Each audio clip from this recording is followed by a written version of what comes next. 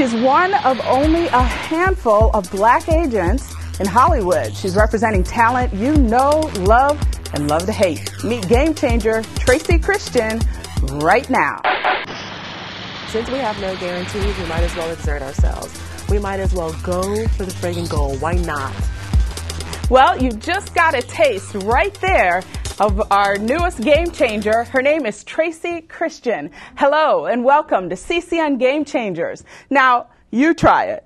Try and get an agent to talk to you on camera about what they do. It's like pulling teeth. They don't like to do it. They don't want to do it. They do everything they can to stay behind the scenes.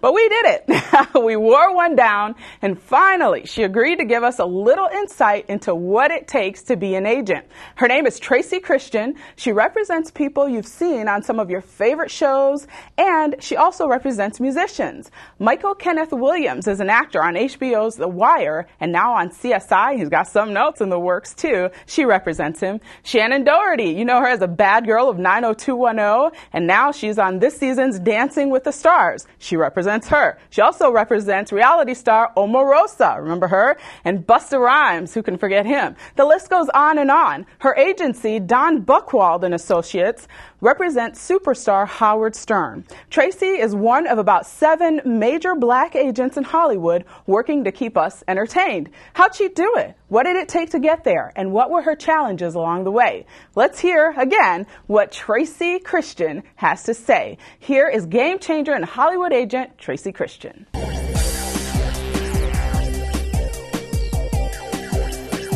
I was always pretty entrepreneurial. I think my community is pretty entrepreneurial. So when I came down here through a weird, set of events, I needed to make money, and I started a modeling agency, and it did very, very well. But after doing that for a number of years, I knew I wanted to make a switch.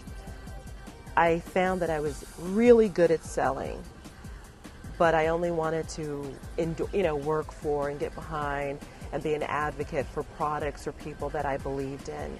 And that's how, really I came to become an agent. Being an agent is is an apprenticeship position.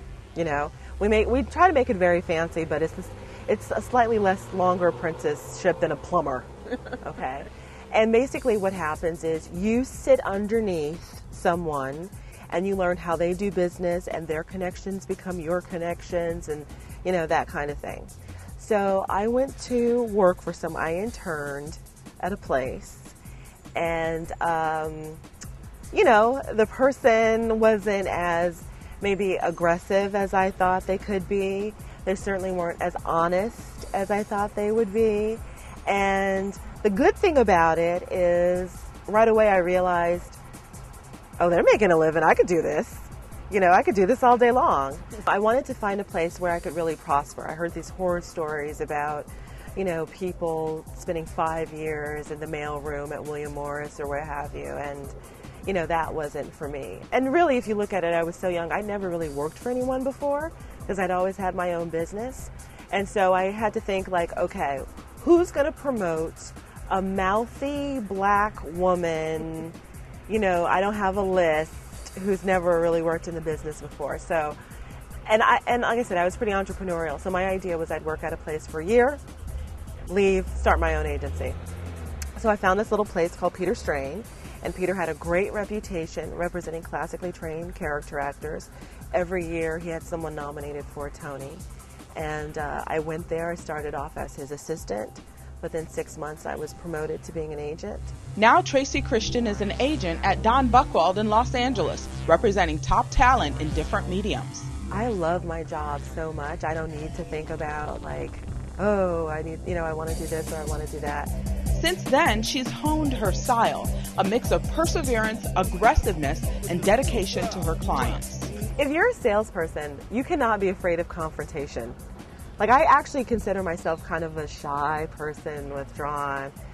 I know, people think that. Yeah, but, if you want something, you gotta get it, right? And it's not coming to you. You can't, sit there and look at the phone and wiggle your nose and, it's going to ring. You got to go out and make it happen. But everyone has their own style of selling, of representation. And, I'm probably less on the phone with the casting director, begging for appointments, then a little more methodical, going after particular directors and producers, and going to lunch and dinner with those people and introducing them to my clients that way. Like I'll read a script that I think is amazing, and then I stalk everyone involved in that project until I get my clients on the project. Tracy's also methodical when deciding who to represent. Like finding a first love, she says she'll never forget signing her first client. For me, I'll watch something. It's all about the person's work first, and then their personality and all of that stuff. I'll watch something and you kind of fall in love with the person a little bit, and like you get a crush on their talent. They have to be capable of performances that change your life. I mean, I remember as a kid seeing Panic in Needle Park, and I was like, oh, they have to be capable of striking awe. And for that kind of person, I'll give my life. I represent a performance artist named Roger Guenveur-Smith. And, if you've ever watched a Spike Lee movie, you've seen Roger. If you've seen a Huey P. Newton story, Roger won a Peabody for that. He's amazing. And I remember I had become good friends with his manager, and I wanted to sign Roger. And I was so intimidated. We went to dinner, and, he agreed to let me represent him. And I couldn't, I went and got in my car, and I was like, oh my God, what do I do now? But I remember that vote, him giving me that vote of confidence, and that really set me on my way.